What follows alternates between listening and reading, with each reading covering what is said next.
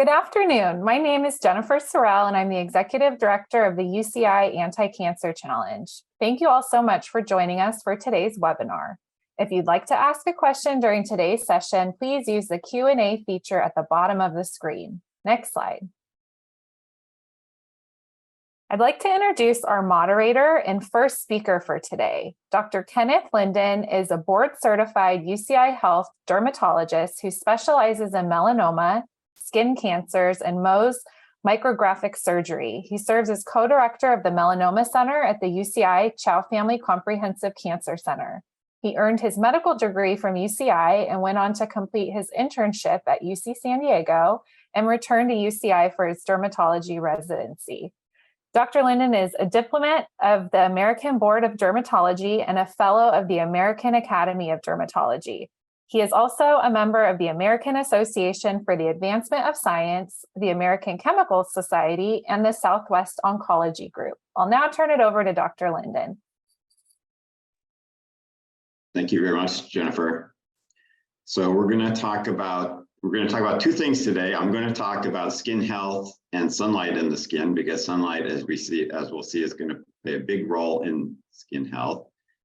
And then we have the very good fortune of having the chair of the Department of Dermatology, Dr. Kristen Kelly, who's going to tell us about some of the exciting research that we're doing in the department, that she's doing, and the Department of Dermatology is doing, that really has a chance to impact skin cancer and skin health overall going forward. So let's go forward and let's see the next slide. So is sunlight important in skin health? Next slide. So we're going to ask that question. We can start out by saying, well, what is the most common type of cancer in the United States? Now, I wouldn't be asking that question unless it was, next slide, skin cancer. There are more than 1 million cases per year of skin cancer in the United States. That's a lot of cases of skin cancer. Next slide. In fact, if you look here at this graph, on the left-hand bar, you have skin cancer, and on the right-hand bar, the white bar, that's all other cancers combined. So that's all the biggies and all the other kinds of cancers, even the rare ones. So this is lung, breast, colon, prostate, all those big ones, and all the others. Unfortunately, there's more than 1 million cases of those total in the United States per year. But if you look at skin cancer, there's even more than that, than all the other cancers combined. Now, fortunately, most of these are in this red portion of the bar, which are the basal cell and squamous cell carcinomas. Those are low-grade types of skin cancer. Melanoma is a little orange slice on top of the red bar there. And then you have 40 or 50 or more other types of rare skin cancers that make up that little green slice. Next slide. At current incidence rates, about 1 in 5 Americans will develop a skin cancer in their life. So that's really high. Next slide. We can also look not only at how common, how prevalent is the skin cancer, but what about the cost to us as a society, to the country? You look at Medicare expenditures on cancer by cancer type. Number 1 is lung, because it's the most common type of cancer, and it's a very serious type of cancer. Prostate, number 2, again, a very, very common type of cancer. Colon and rectum, it's number 3, breast. So those are actually, that tracks along basically what are the most common types of cancers, and those cost the most. But number 5 is actually non-melanoma skin cancer.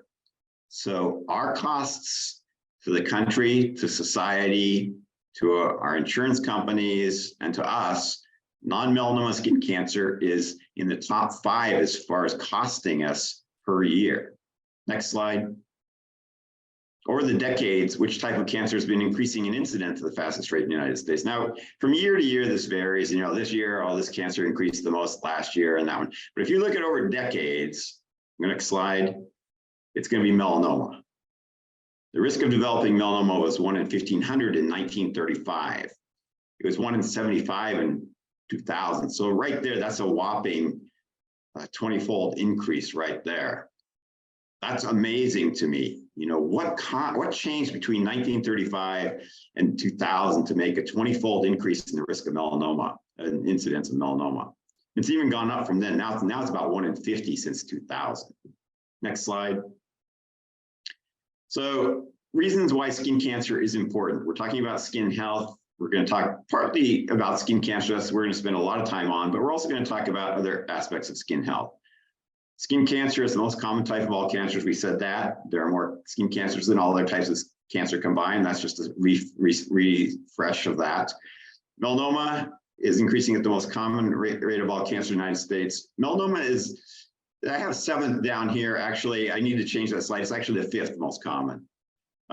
Since I started giving this talk, it was moved up from 7th to 6th to 5th.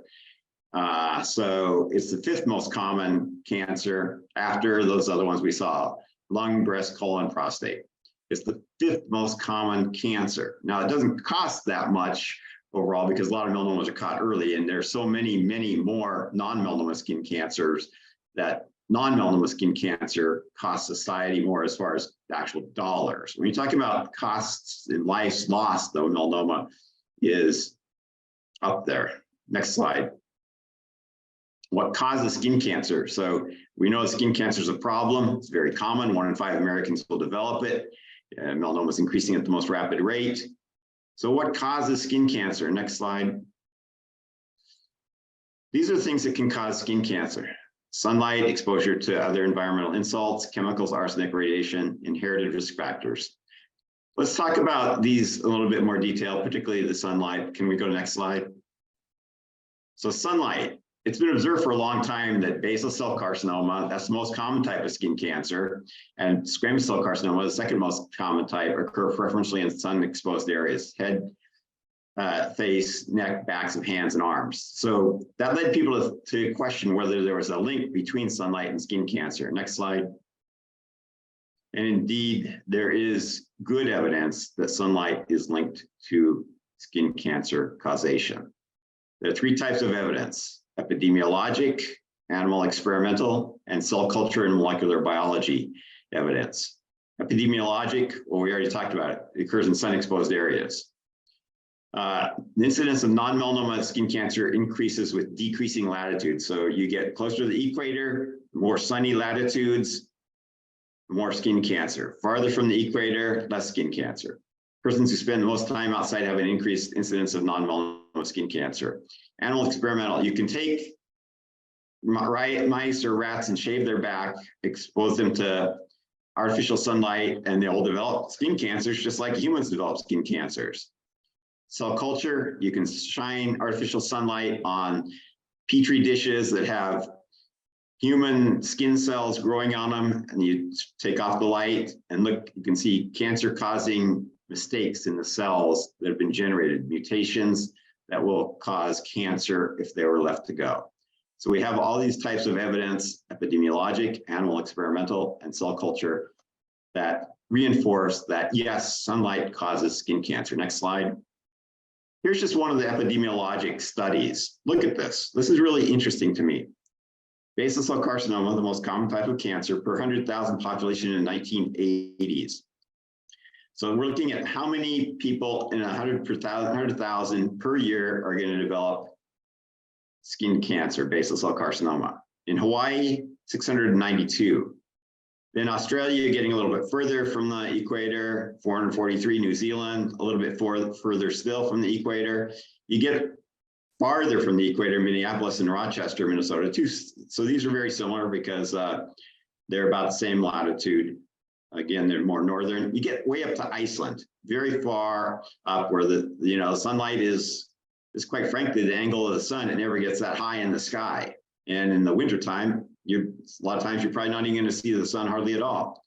10 basal cells per 100,000 population per year versus 692. Look at this gradient with latitude. That's an exquisite illustration of the effects of sunlight on the formation of basal cell carcinoma. And you'd expect the Hawaiian population, if you look at that population, they're at lower risk because there's a lot of people with darker skin types, and darker skin types are less likely to get skin cancer.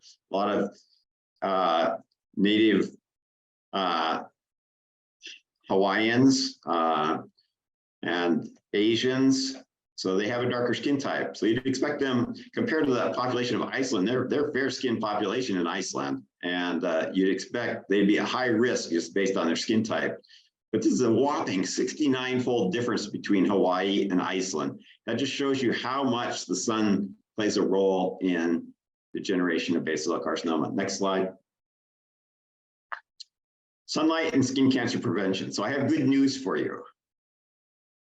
There are a lot of cancers.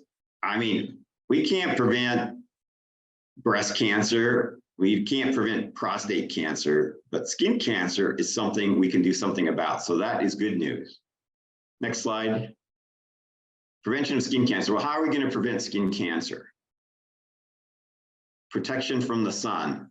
One way of preventing skin cancer is to educate the population. And that's why I love giving these talks, because I love to educate people about skin cancer, because there is good news. We can prevent it. Protection from the sun. Sunscreens, clothing, peak hours, shade. Let's talk about sunscreens. Next slide. So sunscreens, we know that sunscreens are good. Next slide.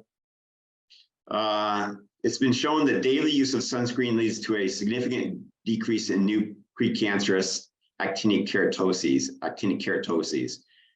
So we know that sunscreens are effective at preventing the precursors to skin cancer. These are cells that have been mutated by the sun, and they're gone down the precancerous route. So that's been shown to be the case. So sunscreens can be important. Clothing, that's another way you can protect yourself from the sun. Wide-brimmed hats are helpful. Sunglasses help protect the eyes. Next slide. One of my hobbies, since I'm so interested in skin cancer, that's my area of expertise, is I'm interested in sunlight and people's exposure to sunlight. And I like to look back at historical photos. This is a photo of the 49ers here in California. They're gold mining there, and they're out in the hot sun. Look at them. That could be dermatologists outside. They're models. They're wearing long sleeves, long pants. They've got broad-brimmed hats. They knew how to protect themselves back then. We've kind of lost that over the decades. Next slide. Again, another photo of the 49ers, broad-brimmed hats, long sleeve, long pants. Next slide. This is from 1904. This is a tour of New York City. I love this photo because look at these people. They're so covered up. Broad-brimmed hats, long sleeved, long pants or dresses. But so this is 1904. So we saw the 1800s, people were covering up, wearing broad-brimmed hats. 1904, they're still wearing covering up their bodies and wearing broad-brimmed hats. When did that change? Well, it kind of changed right around World War II. Then you start seeing people, they lose the hat, they lose the long sleeves, and it gets more and more casual over time. And you know, we talked about how in 1935, how the risk of melanoma was 1 in 1,500, and in 2000, it's gone up to like 1 in 75, and now it's 1 in 50. Well, this might be a reason for it. And you look around outdoors, I mean, obviously in Southern California, but I'm sure in Southern California, if you look around the early 1900s, they were wearing like these people in New York were. So I kind of look at this and I think back, there were some aspects of those times that might have been pretty good. You know, the people were very respectful of how they presented themselves in public. They were kind of humble, I would say.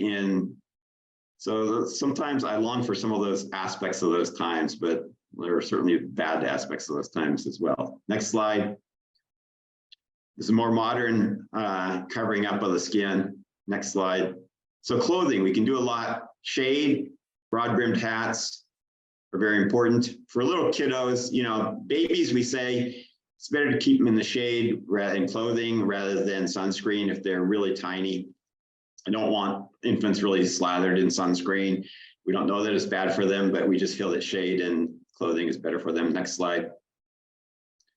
Most skin cancers are preventable. That's good news. We can protect ourselves by sunscreens, clothing, peak hours. 80% of the cancer-causing rays today are going to be delivered in a 4-hour window, around when the peak's at its, where the sun is at its peak. So today is daylight savings time. Those 4 hours are going to be from 11 o'clock to 3 o'clock. So from 11 to 3, 80% of the cancer-causing rays are going to be delivered. So if you can do things outside of those peak hours, it's better off. You know, if you can garden, work out, do whatever outdoor activities. If you have a choice of doing it, you know, when the sun's low on the horizon versus when it's high in the sky, the atmosphere is not filtering out the cancer-causing rays as well.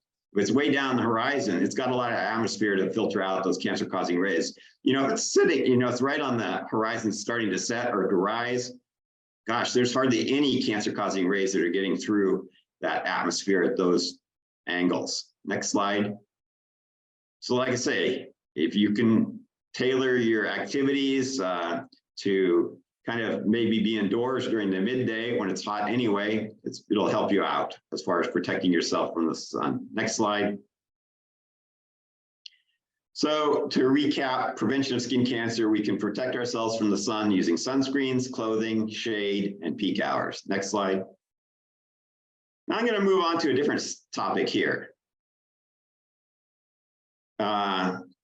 Now we're looking at this person. This is a person who worked this is a teacher. They worked in the same classroom for about 20 years. And you can see the difference here. They actually had their left side facing the window in the classroom, and the right side was facing the wall. Look at the difference here. Let's go to the next slide. Here's another case. This is a factory worker. Again, they spend a couple decades where they were working next at a workstation next to a window. Now, fortunately, the modern glasses are very good at protecting against UV. So you look at the buildings that we're in, these modern buildings, they're much better. But look at the difference between that side where the sun was coming through the window and the other side. The next case, next slide. Look at this. This is like the really most famous photo of this. This is New England Journal, our main medical journal. Look at the left versus the right side of this person. This person drove a delivery truck for 28 years. And they went to the dermatologist and said, what's wrong with my left side of my face? Well, that's what it was. They were probably driving one of those open delivery trucks like UPS truck.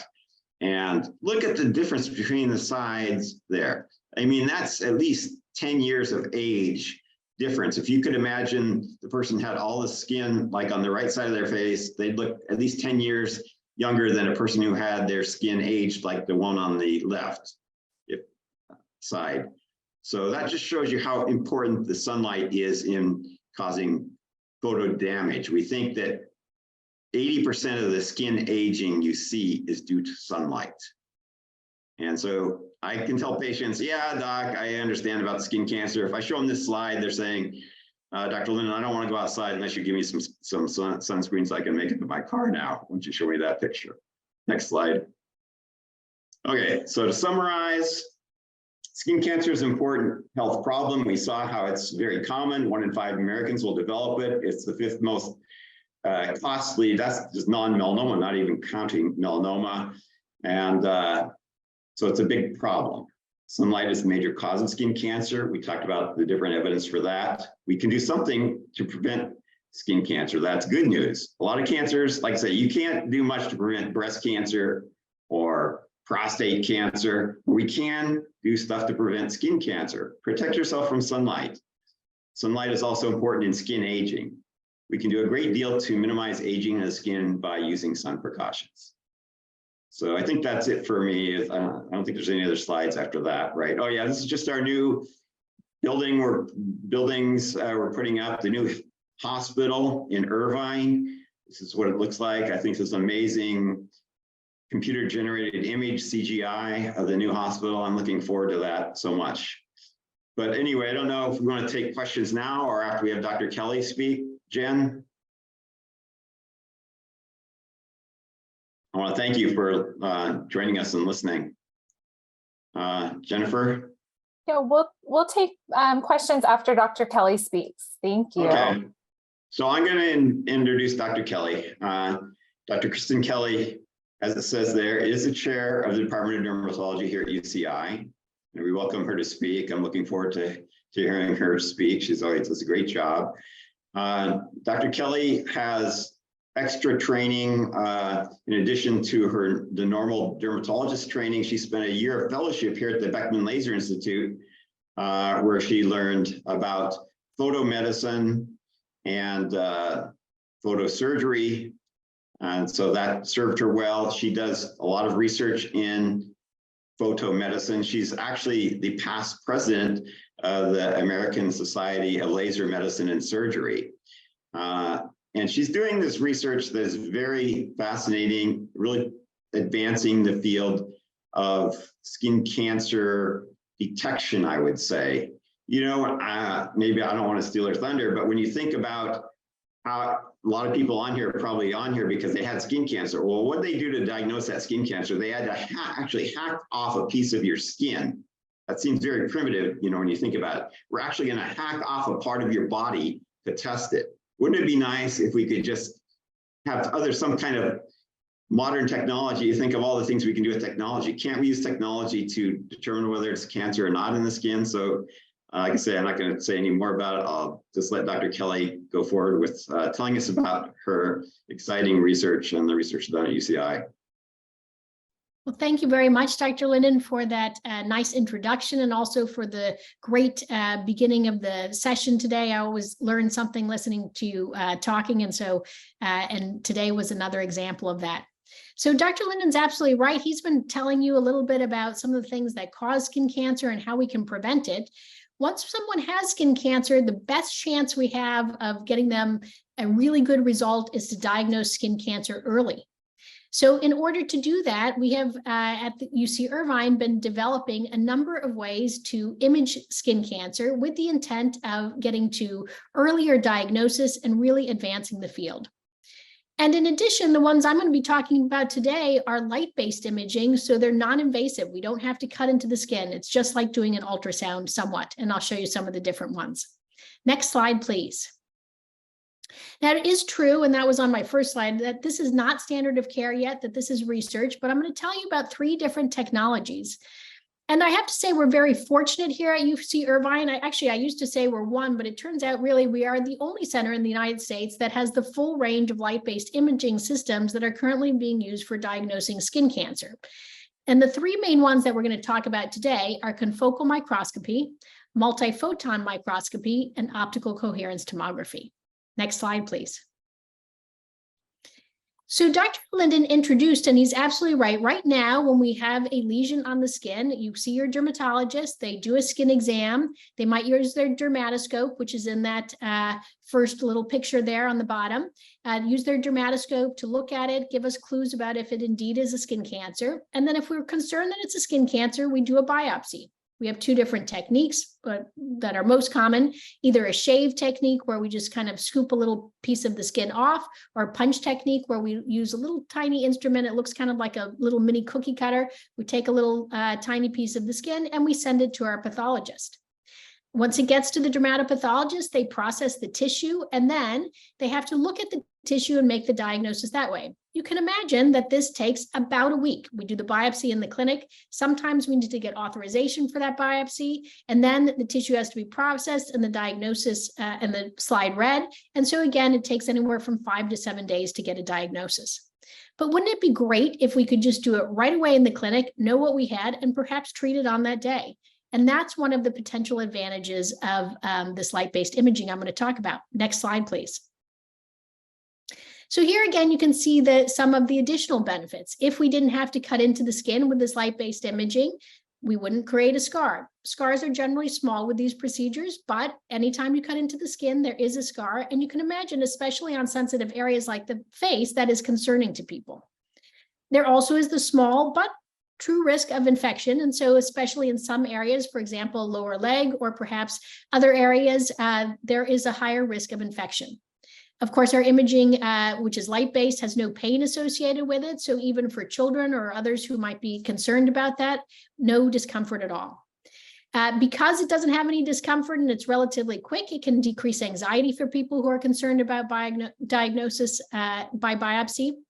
And again, there's the potential that we could diagnose and treat someone in a single visit, which would result in healthcare savings. Next slide, please. So if we're going to image lesions, there are a couple things that need to happen in order for it to be useful. We need to be able to image about 1 centimeter. And that's because many of our lesions that we're concerned about melanoma can be a little bit bigger. Now, melanomas can also be very small. We sometimes find some that are 1 millimeter, et cetera, that we like to catch them as early as possible, but often they're a little larger lesions, and we need to be able to scan the whole area. I'm going to show you in some future slides why that is, but if we just did a little area, we may not get the diagnosis. And then we also have to have a good enough resolution, or we have to be able to see certain structures in order to really make that diagnosis. So those are the things that we've been working on in order to make these technologies practical. Next slide, please. We also have to define criteria for diagnoses. These are new technologies that, again, as I mentioned, we're the only center that has all 3 of them. So you can imagine, while each of the technologies may be in several places, it's not standard of care yet. And so dermatologists will have to learn with time how to utilize these and incorporate them into their practice. Sometimes people are afraid, well, maybe we won't need certain physicians or et cetera when we have new technology. I don't think that at all. I just think it's going to make us better at our job. It's going to be able to help our patients to get earlier diagnosis. And again, we may be able to treat them and diagnose and treat them on the same day. And we also need to be able to get deep enough, because if we are only looking at the very surface of the skin, then we won't be able to see, make the diagnosis. Next slide, please. So let's look specifically at each of those technologies. The first one is confocal microscopy. Now, this was really developed at Memorial Sloan Kettering on the East Coast. Milan Rajdyaksha was really the person who did the most work on this. And this technology uses light. So again, these are all light-based, so kind of like shining a flashlight on your skin. And it gets the reflectance of the light from certain colored structures like melanin, which is what causes pigment in our skin, and hemoglobin, which is what makes our blood cells red. And that reflectance at different, between 2 different structures, like between a pigment cell and another cell, allows us to help get an image which can help us with diagnosis. Next slide, please. Next slide. Thank you. This is showing us confocal microscopy in action. You can see it just as a tip that you put on there. It causes no discomfort. Next slide, please. And these are the kind of pictures we get. Now, this is in black and white, and in a moment, I'm going to show you that these can be colorized. But you can see in that first panel there, the A panel, you can actually see the little cells there. It's a little bit blurry, not quite as good of a resolution as we get with our biopsies, but it's actually really quite good, and it can be obtained relatively quickly. Next slide, please. And here you can see that using artificial intelligence, and we'll talk a little bit about that at the end, we can actually colorize these slides so they look a little bit more what a dermatopathologist might be used to looking at, or a dermatologist, so that we won't have to do as much training. Next slide, please. And you can even make little movies or tile multiple of those panels together. So for example, if you cut out a skin cancer and you want to make sure that all of the skin cancer is gone, you can look at the margins using this technology right there in the clinic. Next slide, please. Now, I want to talk about 2 other technologies, and the first technology, confocal microscopy, as I mentioned, several East Coast schools have been working on and really developing, and we do have one, but there are multiple other technologies we're looking at for a variety of reasons. One is optical coherence tomography. I described OCT, and I'm going to use OCT because it's not quite a mouthful like optical coherence tomography. I think of it as kind of like an ultrasound, but it uses light instead. We can get it looks at the different refraction of the light as it goes between, again, 2 different skin components. It can go considerably deeper than confocal microscopy. It can go up to 2 millimeters. We can get images very quickly. The current instrument we use, it takes about 30 seconds for me to do a 6 by 6 millimeter area. And the resolution is okay, but like ultrasound, if you've had ultrasounds for other things, it's a little bit fuzzy, but it gives us a very nice overall picture of the lesion. And because it goes deeper, we can kind of see the whole margins of an area. Next slide, please. This is a basal cell skin cancer. You can see it, that kind of little bit darker area in the middle, right in the middle of the picture there. And you can see that we can really see the margins of the basal cell carcinoma. And that can help us to map something before we do a skin surgery. Next slide, please. Now, there is a study that's ongoing at UC Irvine.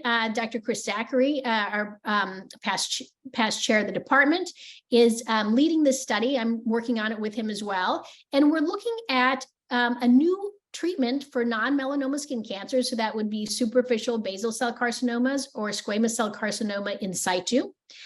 So superficial squamous cell carcinomas, using a laser to treat as opposed to our current standard of care surgeries. And before we do any kind of treatment, what we do is map the skin cancer first with our OCT, again, that optical coherence tomography.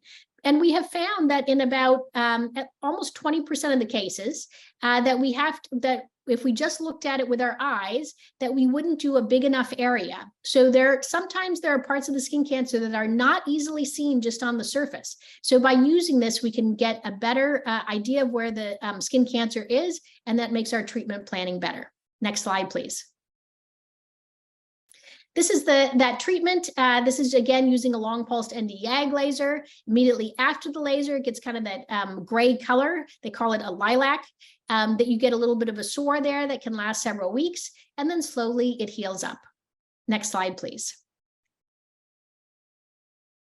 Now, we can also use the optical coherence tomography to evaluate the blood vessels. We do know that skin cancers often have increased blood vessels in the area. They are not the only lesions that have increased blood vessels, but we can use those blood vessels, and sometimes we can target them for laser therapy for treatment of skin cancers.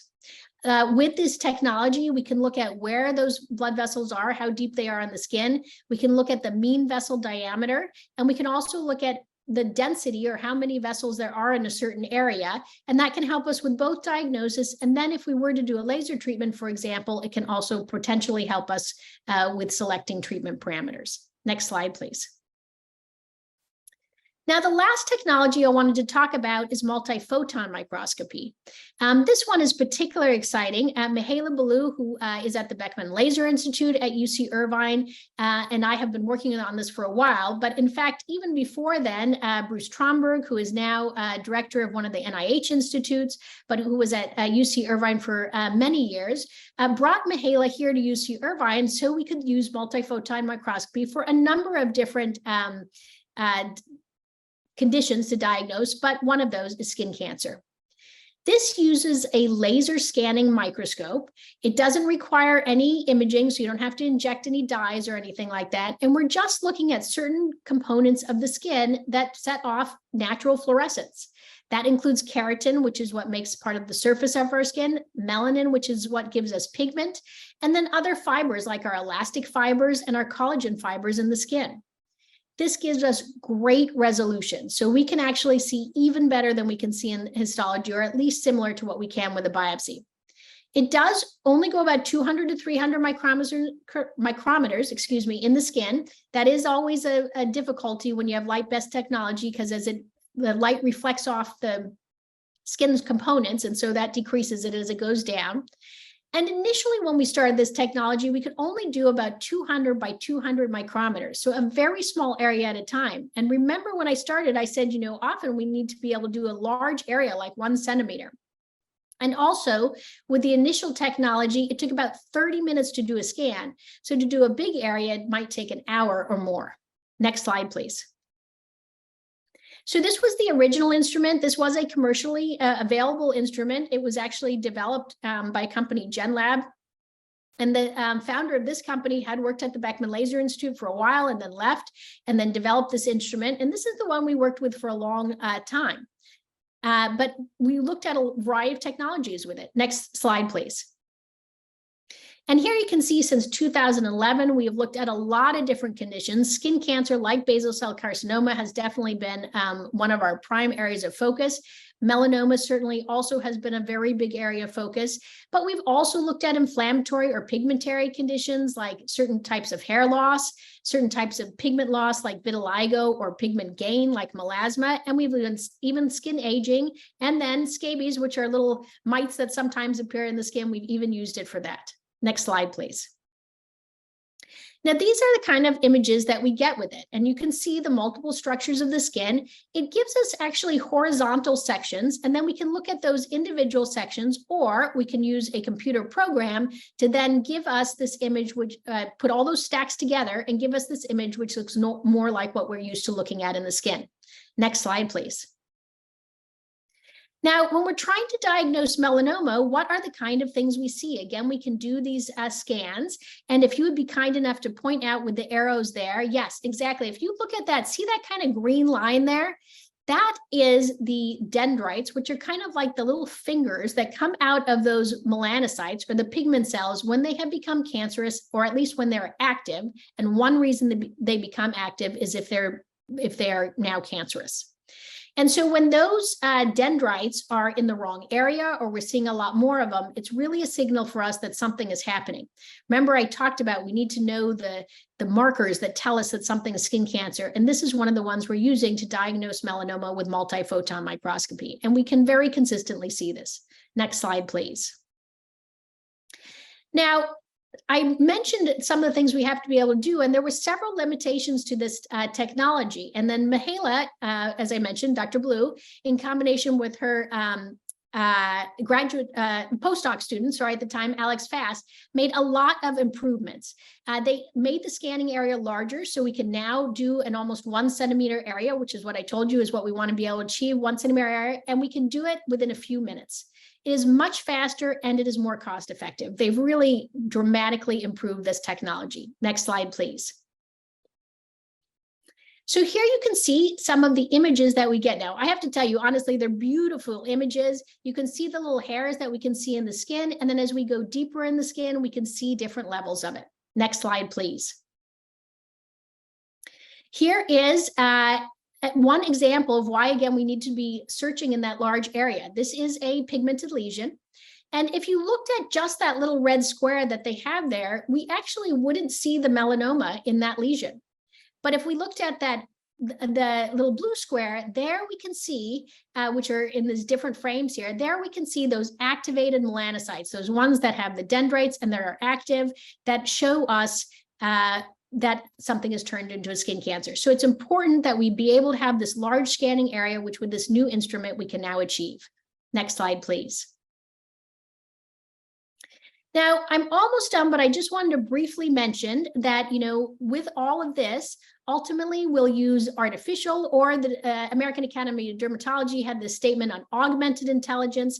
The idea is that using computers will ultimately be able to look at these pictures. Yes, we can look at them with our eyes and make a diagnosis, but we'll also be able to use technology in order to be able to identify which has a skin cancer. So there won't be as high of a learning curve, and it will also make things much easier to implement. Next slide, please. In order to use that, we're going to have to identify biomarkers. I mentioned that, identification of dendrites, or those fingers on the melanocytes in the upper epidermis, is one thing we look for. But as we continue to study this, we will learn more things. We've actually done a study which was funded by the National Institute of Health with other biomarkers looking at, for example, the dendrites, but also how the cells are clustered and things like that, and come up with a score which could be provided for a clinician. And if the score was high enough, it might indicate that something was likely to be a skin cancer. And then sometimes, using the information we have, we can recommend, for example, laser treatment settings if we're doing that, or we can help determine margins using some of our other technologies that I mentioned earlier today. Next slide. So in summary, non-invasive imaging really has great potential to improve diagnosis and treatments in dermatology. I'm very excited to be working on these technologies here at UC Irvine. There are some current limitations. One is the depth of imaging, and so that's something we've been working with. But as the limitations are overcome, imaging will become a significant tool in dermatology. It's going to make diagnosis faster and better, and we're going to be able to save lives. Thank you very much. These were just my funding sources. And also, I always want to thank my colleagues and mentors and students, because all of these things involve a great team.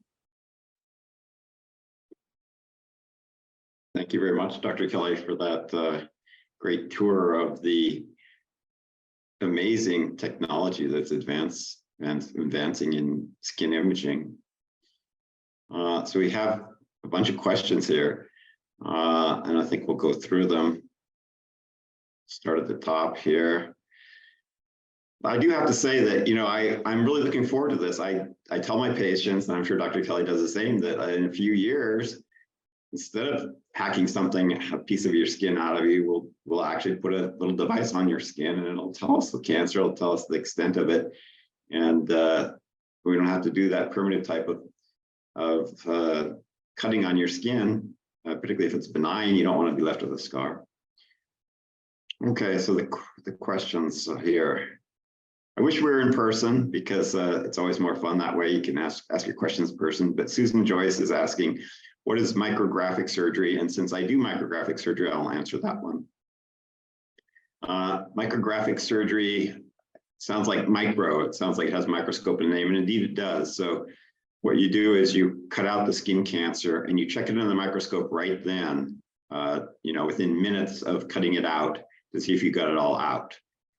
And it has the advantage that you don't have to cut out such a wide margin then. It's called tissue sparing. If you don't do that right then, and you send the specimen in, well, if you're going to close the wound, you have to take an extra margin, because you want to make sure you get it all out. You don't want the patient coming back in 2 weeks and saying, well, we didn't get it all out. We have to, unfortunately, undo the stitches we did in there and cut some more on you. You don't want that. So you take an extra margin if you're not doing micrographic surgery on skin cancer. Now, we don't do micrographic surgery on all of them. There's certain areas on the back where it's easy to take a good margin, and arms and legs and stuff. We often don't do micrographic surgery, but on the face, it's very important to spare as much normal tissue as possible. And we do this, it's more commonly called Mohs surgery. It's named after the person who developed it, Fred Mohs. But Mohs micrographic surgery. I'm board certified in micrographic surgery, and we have a number of other board certified micrographic surgeons here at UCI that treat cancer that way. So that is micrographic surgery. It's a technique where you can check it under the microscope right then to make sure you got all the cancer out, and we consider it to be a tissue sparing technique. The next question is, there a specific SPF level that you would recommend for preventing skin cancer? Why don't you take that one, Dr. Kelly, because I'm interested to hear your take on that. So what I tell all my patients, I probably told 12 people this morning, is that the recommendations are that the sunscreen should be a UVA and UVB blocker and at least an SPF 30. However, I do think that there is benefit to slightly higher SPFs, and especially in a place like Southern California where people are getting significant sun exposure. So I think something like a 40 or 50 range thing is perfectly reasonable, but at the minimum, it should be an SPF 30. That sounds good. Okay. Which types of skin cancer grow deep and which grow more quickly? That's a tricky one, so I think both Dr. Kelly and I can chime in on that one. I would say that just like all cancers, every cancer, they say, is a little different. It's its own individual entity. So you can get basal cell carcinomas that can grow very slow. The patient will have this little spot on their face and say, that's been there for years. Or you can get ones that, you see them in 6 months and it's like, whoa, they say this started growing after I saw you last time, Dr. Linden, it's big now. So I think invasive ones, there are certain types of skin cancers like dermatofibrosarcomas. That's a kind of a specialized type. Those are known to grow down deep. Dr. Kelly, do you have comments on which ones are particularly known to grow fast or big or deep? I think what you're saying makes a lot of sense. And I have to say, Dr. Maskins, who I think I saw in the audience, at least at one point, who was our director of the Cancer Center in the past, said something to me a number of years ago. This might have been 15 years ago, that really changed my way of thinking about cancer. He said, not all melanomas are the same. And we definitely know that now, but, 20 years ago or so, we treated all melanomas the same. We would cut them out. And then, if they were more advanced, but now we know that there are different genetic changes in different skin cancers. And that includes even different melanomas. And so now we get more information about specific melanomas that helps to guide the treatment. If it's more advanced, if it's early on, we just cut them all out, and that most of the time gets rid of them. But that just tells you that not all skin cancers are the same. So some people have melanomas that we cut them out and they're never a problem again. And some melanomas are more aggressive. This would be also true for other types of skin cancers. So, I think that's an important point that Dr. Maskins makes. Not all melanomas or basal cell carcinomas are exactly the same. So we need more information for us to understand each of them. That's a great discussion of that question. What is the most common site for melanoma in women? That's a good question. It actually is the legs on women. And that's one of the things that led us to believe that sunlight might have a role, because when that was discovered, for guys, it's the back, and the back is not the most sun-exposed area, but people are trying to figure out why are women getting melanoma on their legs? The guys are a little less likely to get it there. Guys get it on the back. Well, they said, and this was in the days when, the dress was more homogeneous and women would wear dresses, and women would wear dresses, their legs would be exposed. So maybe that was why they were getting melanoma on the legs. I'm not sure if that's the true answer or not, but there are studies showing that melanoma is more common in certain areas, like I say, on guys, and it's back, and the women second most common is the back. But I want to emphasize that you can get melanoma any square inch of your skin. Matter of fact, you can get it in the mucous membranes. It doesn't have to be sun-exposed areas. Sunlight does cause skin cancer, but not all melanomas are caused by sunlight. What causes breast cancer? What causes prostate cancer? Not sunlight, just mistakes in the cells. Well, you can get the same mistakes that'll cause skin cancer, including melanoma, in non-sun exposed areas. That's when you come in to see Dr. Kelly or me. We do a full skin check on you, because both of us have caught melanomas in completely non-sun exposed areas.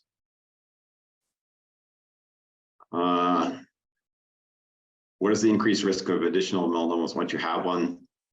That is about 1 in 10. And that's a good question. We said the overall background rate of melanoma in the population is about 1 in 50. It's actually 1 in 45 to 1 in 50, depending on what study you're looking at. That's pretty high. But if you've had one melanoma, your risk of getting a second brand new one is 1 in 10. And that's why when you come in to see Dr. Kelly or I, particularly if you had a melanoma, we're going to be doing more frequent full skin checks on you. If you hadn't had a melanoma and you haven't had any skin cancers, we might do one once a year when we see you, if we're seeing you regularly. If you're having, if you had a couple of melanomas or a melanoma, we're going to do more frequent full skin checks on you. This next question is for Dr. Kelly. Do you recommend photoimaging for patients who have had skin cancer? That's a good question. And I think with time that we'll be doing more of that. I do think definitely anyone who has skin cancer, as Dr. Linden just recommended, needs to be followed by a dermatologist with skin exams at whatever frequency they determine. Sometimes it's as soon as every 3 months. Sometimes we'll do it 6 months, that kind of thing. So you do need repetitive exams. Sometimes we'll take pictures. For example, if you have multiple moles on the back, we might take a picture of that area so we can try to look at each time and see if we think any of the moles have changed. Now, none of the techniques that I talked about today are ones that we're consistently using in clinic to be able to see changes in them, but there are technologies that are being developed to analyze some of those pictures, like I say, for example, of the back with our augmented or artificial intelligence, whichever term you prefer to use, and to give us some clues. And I think those will be developed more in the future. But for right now, it's most important to see a dermatologist, have full body skin exams, and then they may use some additional technologies to assist with the surveillance. This last question is kind of a complex question, so I think we'll both try and answer it. I'll let Dr. Kelly have first shot at it, but you can still end. There's time. We've got plenty of time in this session. If you want to ask some questions, type them in the question answer. Like I said, I'd love to have it at a more active, where we could actually hear the questions and just go back and forth with it. But these are the limitations of this kind of format. Anyway, Dr. Kelly, you want to take a shot at this one, and I'll probably add some stuff to it. Sure, maybe I think everyone can see it, but just, this individual states, I recently read an article about why Australia has so much skin cancer. And it turns out it's mainly because the ancestors came from less sunny climates, and the people in Australia are now much more susceptible to skin cancer. Do you think that it's probable to use gene editing to maybe prevent a lot of the cases of skin cancer in Australia? Very interesting question. I would say that, I think there are a variety of factors here. Yes, I do think that patients with lighter skin are more susceptible to certain skin cancers. And part of that reason is because they have less melanin to block the changes that happen with sun exposure. And if you take people with lighter skin and they're in an area where there's a lot of sun, Australia is an example, but quite frankly, Southern California is also an example, right? Sometimes, then you're going to have people who are at an increased risk. This being said, the question is, there are a lot of questions about gene editing, right? And so, the issue here is that, you need something that is going to protect you, be protective against developing skin cancer. I don't know that we would want to change things that would change the way our skin responds to light, because what our skin is trying to do is protect us from the light, right? And protect us from having the DNA damage that can happen with it. So we really don't want to change that. But, there are things, certainly Dr. Linden talked about sunscreen and things today, which we can use to protect, sun protective clothing. And there even are pills, for example, that some people can take, supplements that may have an effect on decreasing the DNA damage. Now, it's not something we recommend all the time. And Dr. Linden, perhaps you have more comments on that. I don't know how you feel about that. Some people think it'd be helpful, but it may not be. But that I don't know that we would want to change the way our skin responds, because it's trying to defend us from developing skin cancer. I agree with you completely, Dr. Kelly, that we're a long, long way from editing the genes of the skin to protect us from skin cancer. I'm not saying it won't be 200 years from now, they might be doing that kind of thing. But I have to say that a lot of the reason why the people in Australia are getting the skin cancer is most likely because they're fair-skinned, and that is due to genetic makeup, right? And the genetic makeup was developed in the British Islands. Basically, we know that Celtic skin, red-haired and freckled, is the very worst for developing skin cancer. They're higher susceptibility. And a lot of that's just because the natural skin in a person who has black skin has an built-in SPF of 8. So if you have black skin and you're walking around with an SPF of 8 all your life, every day, that's probably the biggest contributor. Whereas if you have, milk white skin, you have Celtic kind of skin with freckles, and Dr. Maskins, who was on here, can kind of talk about how the freckles, those genes make you at increased risk for melanoma too. Maybe you could edit those genes there, but like I say, that's a long, long way in the future. And if you're going to do that, for a large part, you're going to change a person's background skin tone. Well, maybe people will be happy to do that in the future. They'll have a designer skin tone. I want you to change my genes so I have a little darker, look like I have a tan all the time. Well, I can see that in the future. People come in the plastic surgeon and ask for that. Okay, are there clinical trials for skin cancer using photoimaging, Dr. Kelly? We do have multiple trials. Now, as I mentioned, the way we're doing it right now, and maybe someday this will change, but right now, when you come in and you have a lesion that your dermatologist diagnoses something of concern, right now, standard of care is biopsy, so that's what we do. But if someone wants to participate in our protocol, we might do imaging either before it's biopsied or actually right after the biopsy is taken of the little biopsy specimen. We can actually image that, and we're now comparing it using our technologies to the diagnosis made by the pathologist. We are not yet using it only for diagnosis, because again, it's still under development, but that is the goal for the future. And yes, we do have multiple protocols. So if you are seeing one of our dermatologists at UC Irvine and you're interested in participating, please just have them pass on your name. Now, the next question is, how serious is basal cell carcinoma if found? Does it necessarily need to be removed after a biopsy? Can it be deadly if you do not remove it? So how serious is basal cell? Well, it's not as serious as other types of skin cancers or other types of cancers. I always tell people if you're had your choice of having any type of cancer, basal cell carcinoma would be the one you would choose. But it definitely necessarily has to be removed after biopsy. The biopsy cannot be counted on to remove it. Any dermatologist you go to will absolutely say that it has to be treated further after biopsy. Can it be deadly after you remove it? It's very unlikely to die from basal cell carcinoma, but it is definitely possible. And both Dr. Kelly and I, unfortunately, every year we see way too many cases where people have let them go way too long. It's so sad, you know, something that you could treat in 15 minutes or maybe even an afternoon if it's more involved with Mohs surgery. You see it where it gets to the point where it's beyond dermatology. It's basically beyond even the surgeons. You're going to the medical oncologist to get some kind of big time systemic therapy for it. And I have seen people who have died from basal cell carcinoma. Now I treat several thousand basal cells per year. So I've only seen a few that have died, but it's nothing you want to leave around.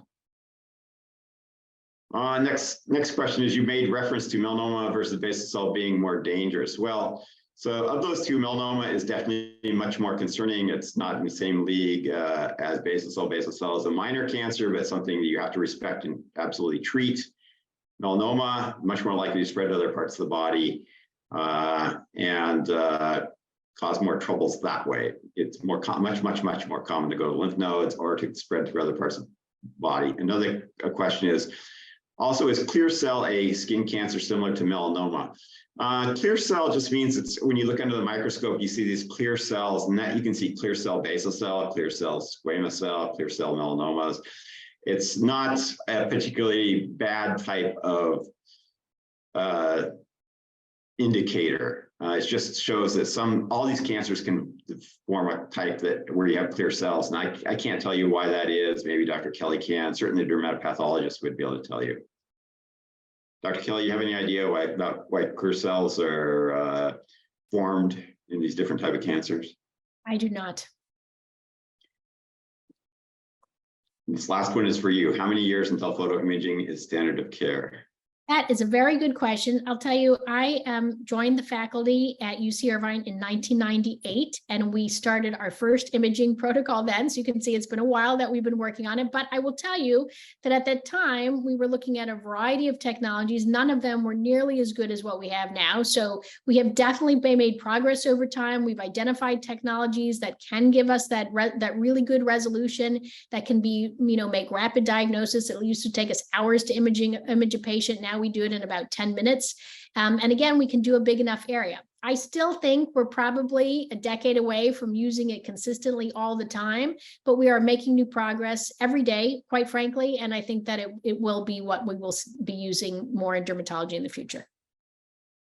Yeah, it is in the future. I mean, when you think of, I think the Star Trek, they had a tricorder where they, Dr. McCoy would just wave this thing in front of a person and basically tell them all about the person's health. Well, that's probably going to be coming in the far, far future. And part of that will be imaging, whole body imaging of the skin, something that Dr. Kelly's working on right now. So the stuff she's working on is going to be part of the future.